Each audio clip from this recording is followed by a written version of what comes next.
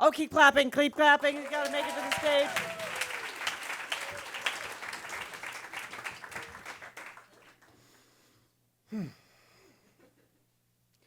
Sometimes good vibrations start with bad vibrations. And that was my experience coming back to New York City after a long time away. It felt like the city had turned into a place of strangers. It's a place of my birth.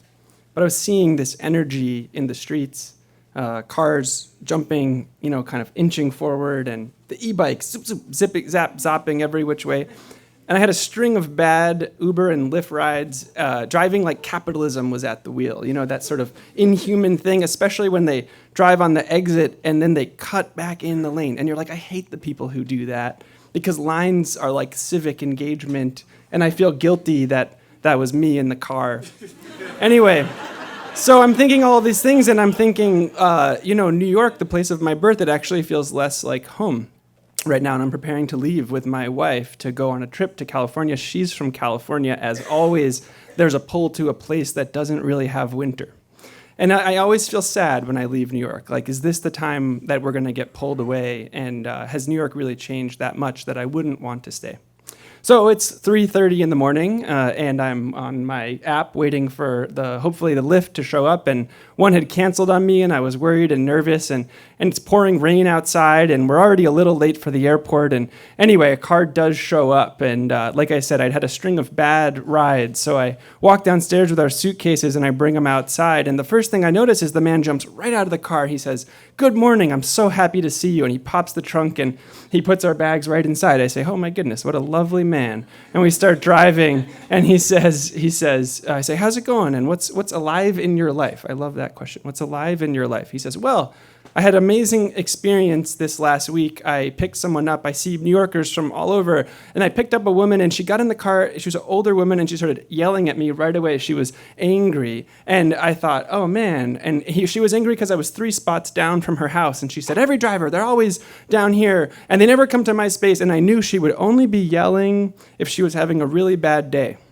And this day in particular, I was able to compose myself. So I said, "Ma'am, I'm so sorry that happened, and please let me know if there's anything else I can do for you." And 10 minutes go by, and he hears her crying in the back seat. And she says, "I'm so sorry I yelled at you. My husband died a month ago. I'm going to my cancer treatment, and there's no one to pick me up." And he says, "I'm so sorry that happened to you. There's so little I can do, but I can be there to pick you up." And he turns off his app, and he drives to the hospital after he's dropped her, and he waits, and he goes inside, and he's admitted to the 14th floor, where he goes to her bed and actually signs the forms to get her out of bed, and takes her down, puts her in his car, drives her to her place, the right parking spot, goes up to the 3rd floor where she lives with the doorman, puts her in bed, and says, essentially, "Go with God," never sees her again. So he's telling me these stories, and I think, oh my God, how lucky are we to have an angel like this driving through the streets. And we take off from the airport, and before we do, I say, "What's your name?" And he says, "Luis." And I say, "Luis, I am a professional storytelling teacher. And I think your voice really matters. And I would love to do whatever I can to see it happen." Well, flash forward some years, Luis, I comp him my course. He takes every course in his car, 2-hour sessions all over New York, zooming in to work with me, and we become fast friends. In fact, I introduce him to the mom of one of my best friends, Marla. In fact, we have an amazing experience then. And then I get into Luis's car for only the second time in my life. Just 7 weeks ago, I was going on a road trip, and I said, "We're having tacos at Luis's secret taco joint." And he says, "You're leaving tomorrow, I'll take you to the airport." I say, "Luis, it's 3:30 a.m. He says, "You know that's not too early for me." And I say, "Can I pay you?" He says, "This is not an Uber ride, this is a gift to my friend." And while we're driving in the car, he says to me, and my man can tell stories. Let me tell you, we just got it started tonight. He says to me, "I've always thought about doing the Moth."